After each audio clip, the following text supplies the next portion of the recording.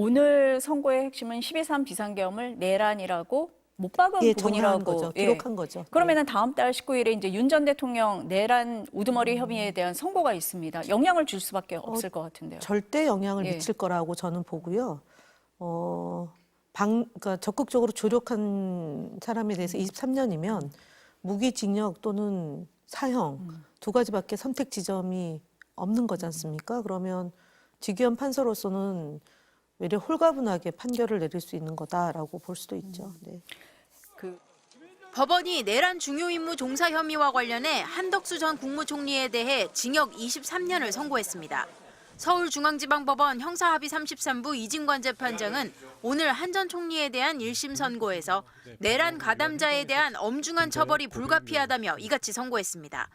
앞서 내란 특검이 구형한 징역 15년보다 무거운 형량이 선고된 겁니다.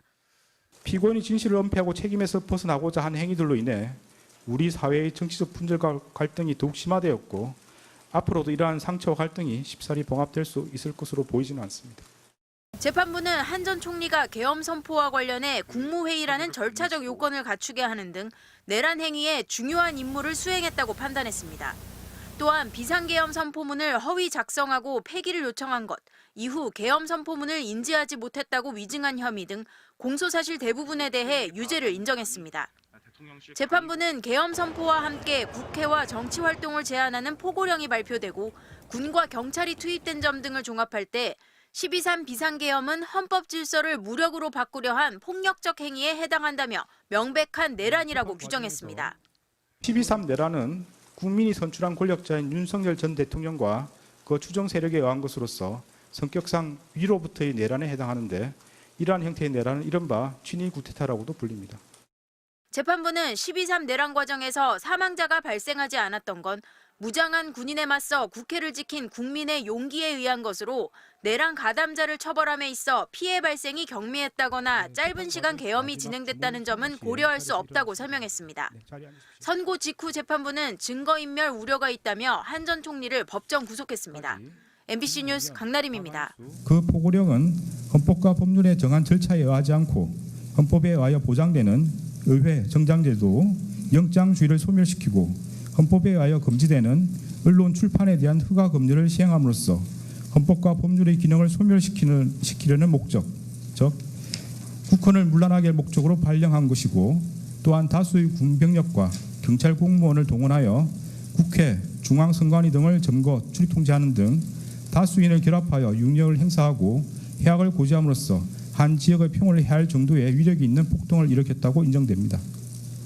따라 12.3 비상계엄 선포와 이에 근거하여 위헌위법한 포고령을 발령하고 군병력 및 경찰 공무원을 동원하여 국회, 중앙선관위 등을 점거, 출입 통제하는 등의 행위는 형법 87조에서 정한 내란 행위에 해당합니다. 한덕수 전 국무총리의 핵심 혐의 두 가지는 내란 우두머리 방조와 내란 중요임무 종사입니다. 한 전 총리가 윤석열 전 대통령이 내란을 일으키는 걸 도운 공범인지 아니면 내란과 관련된 중요 임무에 참여한 일당인지를 판단해야 한다는 뜻입니다. 그래서 재판부는 윤 전 대통령에게 직접 12.3 계엄 선포 당일 밤 한 전 총리의 행태를 구체적으로 되묻기도 했습니다. 혹시 피고인이 반대라고 명확하게 표시를 했습니까? 반대하는 취지죠. 그게 반대라는 단어를 썼는지 뭐 어떤지는 기억이 나지 않습니다만은 재고해달라는 말을 한 걸로 기억이 나고 네. 반대라고 말했는지는 제가 기억이 안 난다고 말씀드립니다. 판단을 위해 재판부는 먼저 12.3 비상계엄, 국헌문란 목적이 있는 폭동, 즉 내란인지부터 따져야 합니다.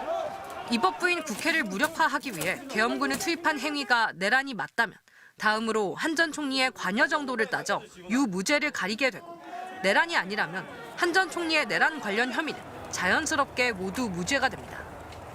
다시 말해 한 전 총리 유죄 여부와는 별개로 내일 재판에서 윤 전 대통령의 내란 혐의에 대한 실질적인 첫 사법적 판단이 나온다는 뜻입니다. 윤 전 대통령과 다른 국무위원들의 내란 사건 재판에 영향을 줄 수밖에 없습니다. 12.3 비상계엄 선포 직전 회의에 참여 안 돼 재판을 받고 있는 국무위원은 모두 4명. 특검은 김용현 전 국방장관에 대해 무기징역을, 이상민 전 장관에 대해선 한 전 총리와 같은 15년형을 요청했습니다. 같은 심급의 다른 재판부 판결을 어느 정도 수용할진 각 재판부의 선택에 달렸지만 한 전 국무총리에 대한 1심 선고가 내란 사태에 대한 사법부 판단에 신호탄이 될 것이라는 점은 분명합니다. MBC 뉴스 유서영입니다.